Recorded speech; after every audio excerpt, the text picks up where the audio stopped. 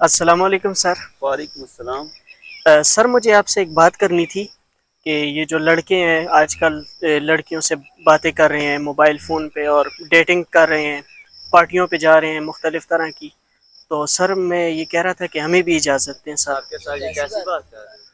ایک منٹ تو بیٹا، آپ جو بات کر رہے ہو، آپ یہ سوچ لو، کیا آپ کی گھر کسی ماں بہن کسی بیٹی کے ساتھ کسی لڑکی کے ساتھ کوئی ڈیٹنگ کرنا چاہے آپ پسند کرو گے؟ نہیں سر، نہیں کریں گے۔ آپ کی کسی خالہ کسی پھوپھی کے ساتھ کرو گے پسند؟ نہیں سر۔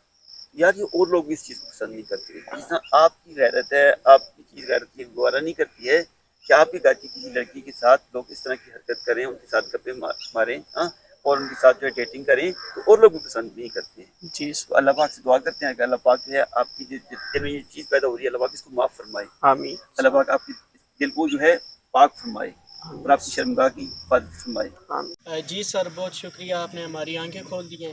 اب میں انشاءاللہ خود بھی اس چیز سے کوشش کروں گا کہ منع ہو جائے، اور دوسروں کو بھی میں یہی بات کہوں گا کہ وہ بھی اس چیز سے منع ہو جائیں۔